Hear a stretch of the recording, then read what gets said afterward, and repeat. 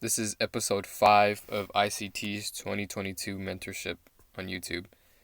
So, the first thing we're going to talk about is the 4 months of index futures trade. So, there's delivery months. So, ES is the symbol, E mini S&P 500. H is the month, the letter is the month, so H is March, M is June, U is September, and Z is December. So these contracts are basically the contracts you're going to be trading. So you don't trade when the third Friday of the month. So let's say we're in March. When the third Friday comes along, you won't trade after that at all until the next month.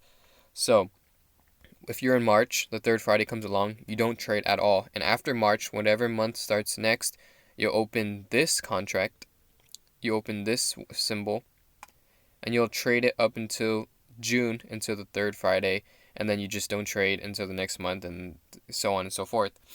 The reason why you don't trade the third Friday is because that's when the delivery is expired. And the way you can tell which month is best to trade or what symbol, you can go to barchart.com, click on select a commodity, and you just scroll down to indices, and you'll click on E mini S&P or NASDAQ, whatever you're trading, what indice, and it'll open this chart. This is E mini S&P. You ignored the ESCO cash, you ignore that for every single pair. And when you ignore that, you go down to the next one. Here is March contract, ESH 2022. It has 2 million open interests, which is a lot of volume. So you want to trade in this month. So the months prior and up until March, you want to trade it. And then once the third Friday comes along, you just don't trade at all. And then after March, whatever month is next, you'll trade it up until the third Friday of June. You'll trade from after March. You'll basically open this symbol and you'll trade it. But you don't want to trade September on this month or whatever, because 674 is very low, and so is 7,000. So you can just stick to Forex set of indices at that time. So now that we got that out of the way, on the 15-minute time frame, you'll mark up 5:30 and 9 to 10.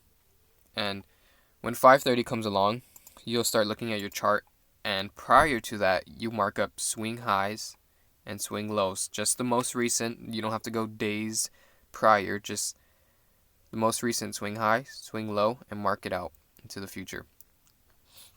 And what you'll do is you'll go into a 5-minute time frame after you do that.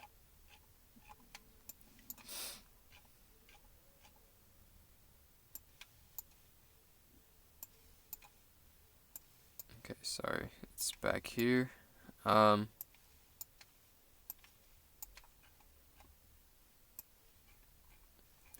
once you mark that out right into the future, here's the swing high, here's the swing low from the 15-minute time frame, and here's 5:30. So at 5:30, you look at your chart, you mark up swing high and swing low prior to 5:30, so before the most recent on the 15-minute, then you move to the 5-minute.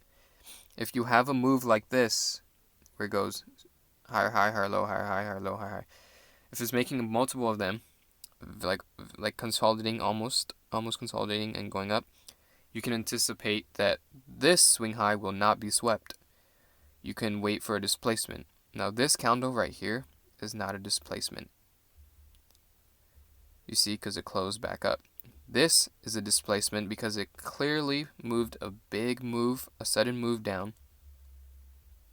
And when the next candle closes, if there's a fair value gap, you take a sell and you target the swing low from the 15-minute time frame. Now, let's say you have a bunch of a big move up and then a swing and then another move up. Then this will probably get swept, and you can look for the same concept, the market shift concept. You wait for the you wait for the low to get broken, and then you'll take a entry off the fair value gap. But if you see this pattern right here, the little consolidation, then it probably won't get swept. And that's how when you get a sell from here, for this example, you take a sell and you put a stop loss above or below the displacement if you're bullish or bearish, and you target this swing low or swing high, vice versa, whatever, if you're bullish or bearish. And you can buy after that's taken. Let's say in this concept, in this analysis right here, we're bullish, right? We're bullish in this. So when we see this displacement, we get an entry, we sell, we take here, and as soon as we take this, we have these clear equal highs. We have these clear equal highs. Perfect. We can wait for that to get taken. We can buy with a 5 to 10 pip, well, I would say 10 pip stop loss, and target this high. And you see here it comes up and it barely wicks it, and that we want it to get swept, not barely wicked. We want it to get swept because we're bullish. But when you're bullish, you wait for stop hunts to get taken. So if you're bullish, you wait for sell side liquidity to be taken before a move up. If you're bearish, you wait for the buy stops to be taken before a move down. So here, lunch starts from 9 to 10. When this happens, you want to close your trade completely, or at least partial off more than 50% of your profit, because this is just unpredictable. This hour is unpredictable, so you don't trade. And when the afternoon session starts, you'll look at the chart at 10:30 a.m. LA time. So that's 10:30 a.m. LA time. And you look for a swing high or swing low. In this case, we have a swing low because we're bullish, so we're looking for a swing low. Right here we get wicked. Once the swing low gets violated, you buy. You can put a stop loss 5 pips or just below lunch. Just below the lunch low. But if the low is too far down, then just have a 10 pip stop loss. And you can see here, right, these buy stops were not wicked. They were wicked, actually. They were wicked a very little bit. They were peaked above right there. Boop. Right there, they were peaked above. But they were not swept. So when lunch comes, we don't trade. Take our profits, don't trade. After 10:30 a.m., we wait for this. Because the algorithm reserves these stops, reserves the liquidity for the afternoon.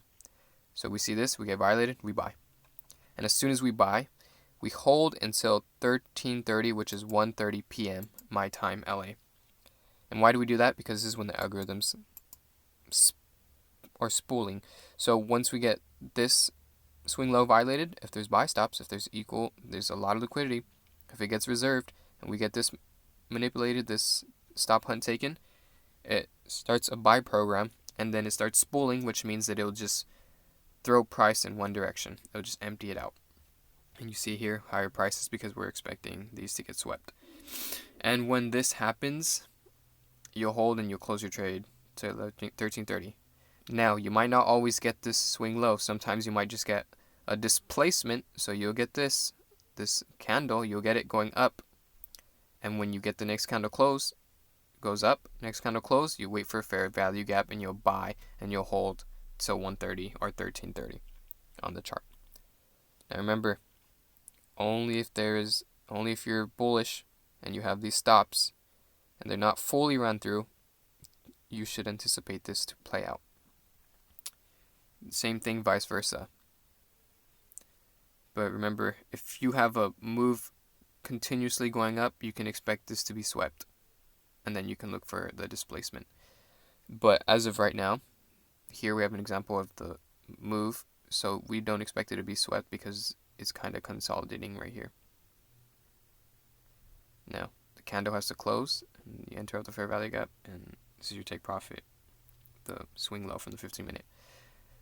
When you get to the afternoon session, it will be on the 5-minute chart, and you'll look closely. If you want, you can go into a 1-minute, and you can see a huge displacement. You'll see a displacement, and you can buy after the displacement. When this happens, you don't look for the fair value gap. You just buy after the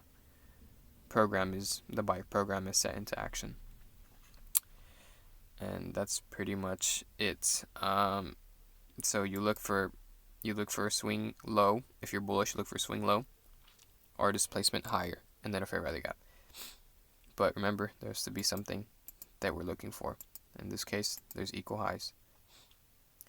And for the morning, you look for, on the 15-minute, you start 15-minute from 5:30, You look for swing highs and swing lows prior to 5:30 on the 15-minute, and as soon as you do that, you move on to a 5-minute and you look for all of this to play out.